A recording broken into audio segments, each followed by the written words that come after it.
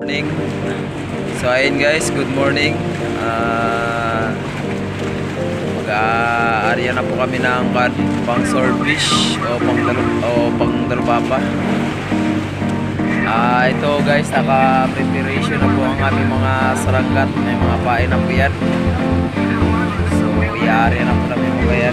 At saka ito naman po yung pain namin na steel bar. Ayan po yung mga bar line na tawag. Ayan po yung mga kasama ko. Visit ka to sa So katapos na po namin pain ng mga saranggat. So umaga na po guys.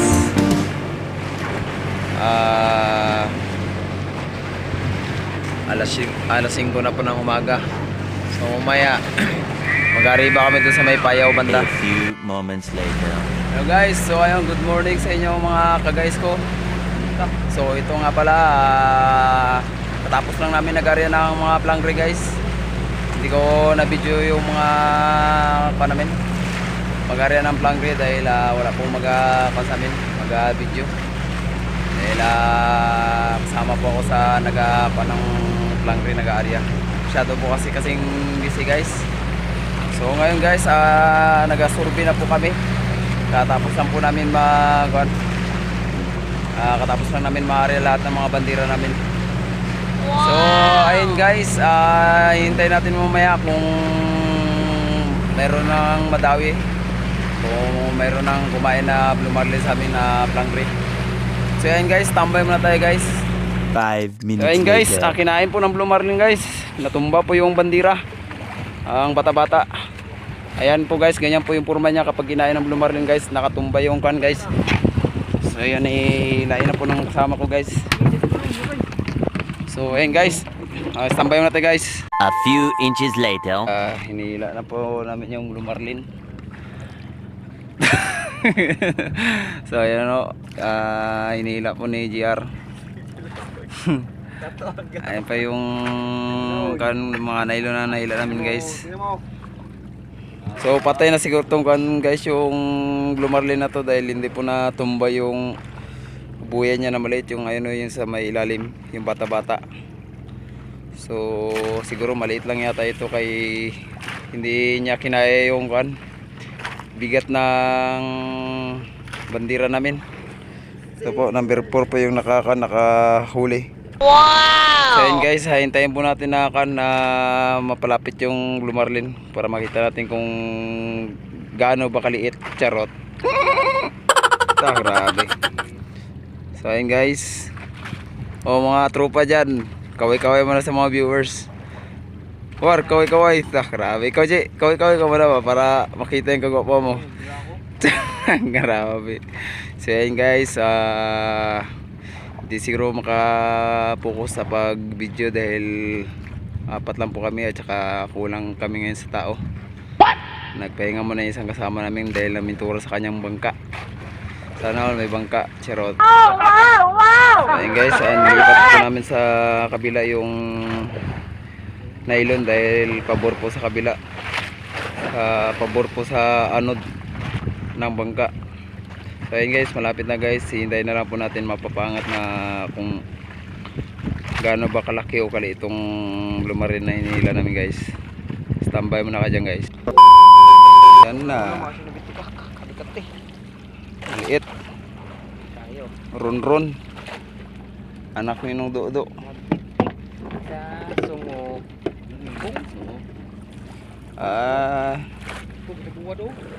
Nabuntot. Okay.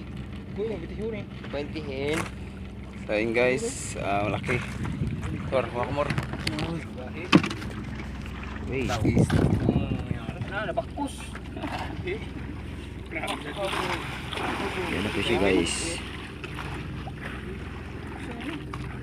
Nabakos manublo. Kaya mo yan. Kawala pa. Ang nanay at tatay. Olay.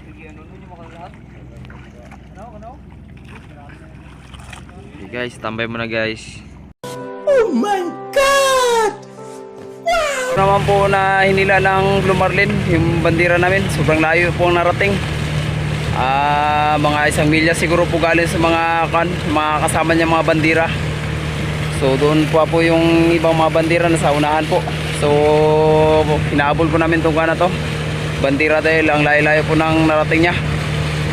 So pangatlong kain po ito guys. Sana po makakarga namin. Ito po yung dalawang Blue Marlin na nahuli namin. Ayan si Warren ang nagalinis. Ayan yung maniglinis namin dito. Slaughter ng Blue Marlin o surface na tinatawag na.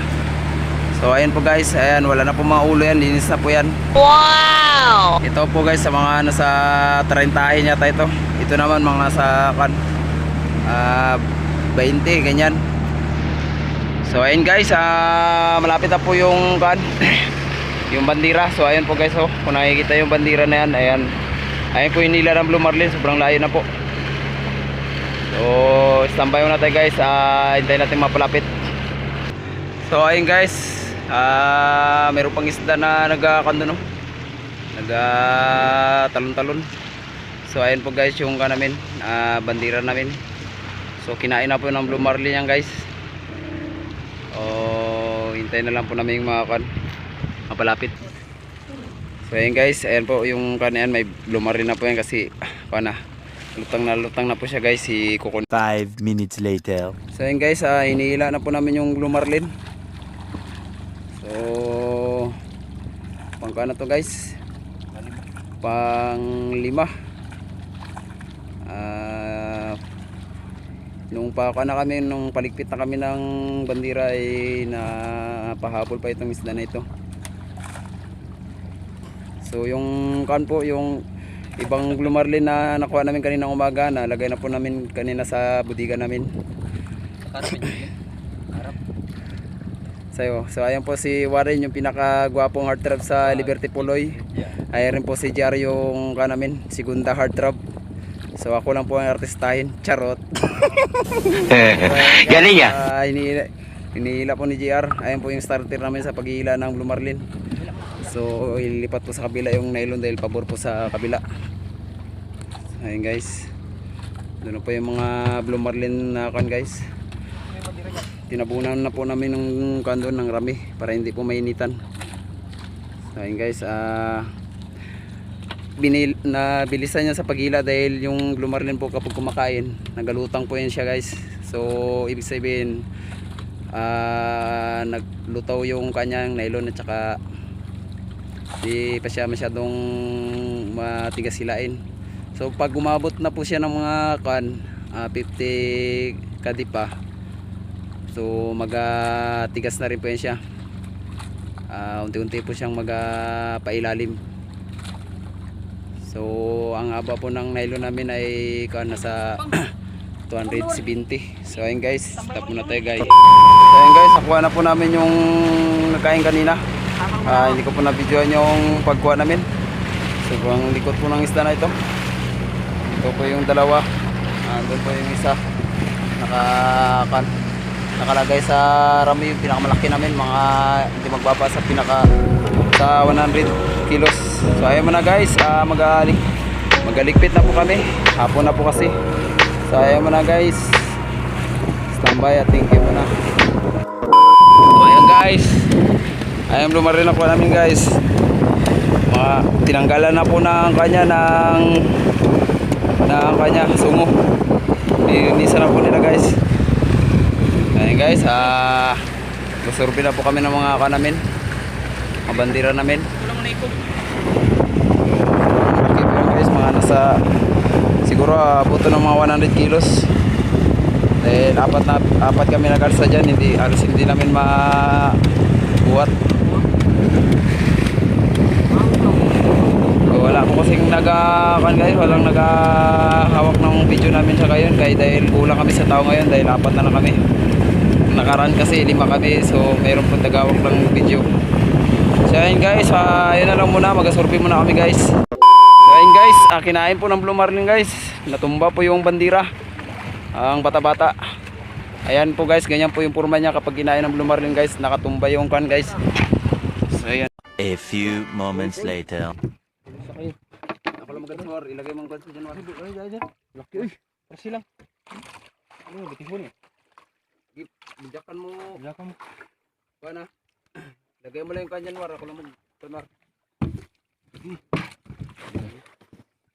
Ang bitika ni. Saan mo naigot? Ayun. Ayun, sa Baba. may ano, Kinsa kamil. sa hao dyan, yung isa. Ay. Ole. Dagdag ron. Alas na ba? Sige, abante. Babalik mo. So guys, kuha na namin. So yan guys, parang si Ron maliit. Okay na yan, pang dagdag huli. Yan guys, ayan yung nahuli namin na Tahon. tarugo. Mga nasa kan. Mga nasa 20 kapin.